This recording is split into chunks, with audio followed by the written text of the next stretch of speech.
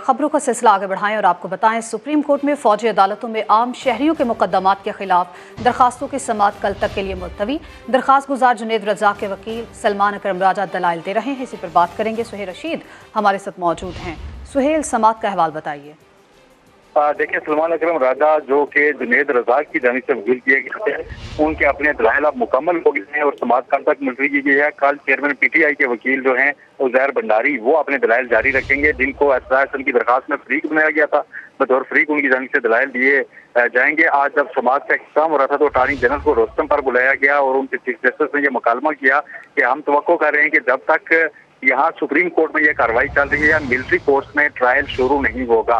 ये अहम रिमार्क दिए गए हैं चीफ जस्टिस की जानिब से। उसके साथ ही अटॉर्नी जनरल से ये भी पूछा गया है कि आप मालूमात फराहम करें कि हमें शिकायत मिली है कि जिन लोगों को गिरफ्तार किया गया उनसे उनके रिश्तेदारों को, घर वालों को मिलने नहीं दिया जा रहा, और दूसरा उनको खाने और किताबें जो है वो मुयसर नहीं आ रही।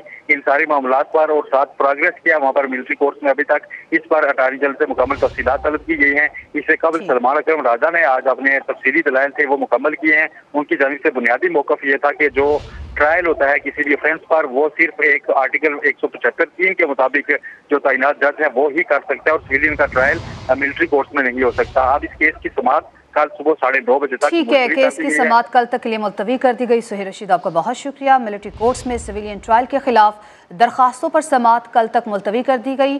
तवक्को है सुप्रीम कोर्ट में कार्रवाई के दौरान मिलिट्री कोर्ट्स में ट्रायल शुरू नहीं होगा, चीफ जस्टिस की जानिब से ये कहा गया है। जबकि आपको ये बताते चले, वकील चेयरमैन पीटीआई की जानिब से कहा गया अगर कोई कसूरवार है तो उसे सजा मिलनी चाहिए। 9 मई के वाक़यात की तहकीकात के लिए जुडिशल कमीशन तश्कील दिया जाए। चीफ जस्टिस ने कहा सियासी मकासद के अहदाफ और ख्वाहिशात के हुसूल की बात ना करें, आप सिर्फ कानून की बात करें। चीफ जस्टिस की चेयरमैन पीटीआई के वकील को हिदायत।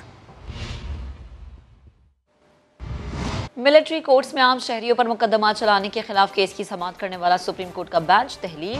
वफाकी हुकूमत के एतराज़ पर जस्टिस मंसूर अली शाह बेंच से अलग हो गए। चीफ जस्टिस सुमलता बंदयाल ने रिमार्क्स दिए, बेंच पर बार बार एतराज़ उठाया जा रहा है।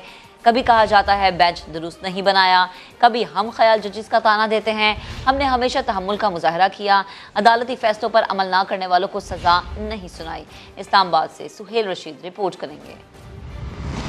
के मिलिट्री ट्रायल केस की समाअत करने वाले 7 रुकनी लार्जर बेंच पर हुकूमत ने एतराज उठा दिया। समाअत शुरू होते ही अटॉर्नी जनरल मंसूर उस्मान ने कहा कि एक दरखास्त गुजार जस्टिस मंसूर अली शाह के रिश्तेदार हैं। वफाकी हुकूमत की हिदायत है उन पर एतराज उठाया जाए। इस पर जस्टिस मंसूर अली शाह फौरन बेंच से अलग हो गए।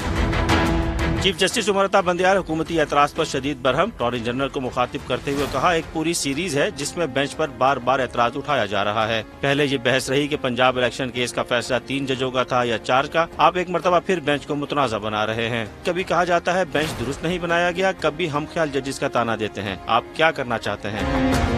चीफ जस्टिस का मजीद कहना था हमने हमेशा तहम्मुल का मुजाहरा किया, फैसलों पर अमल न करने वालों को सजा नहीं सुनाई। हम समझते हैं ये वक्त एक कदम पीछे हटने का है। इलेक्शन केस के फैसले पर कोई असूली एतराज नहीं, तनासुब पर एतराज उठाया गया। क्या हुकूमत एक मरतबा फिर तनासुब के इशू पे जाना चाहती है? मौजूदा केस बहुत सादा है, आप बुनियादी हकूक कैसे खत्म करेंगे?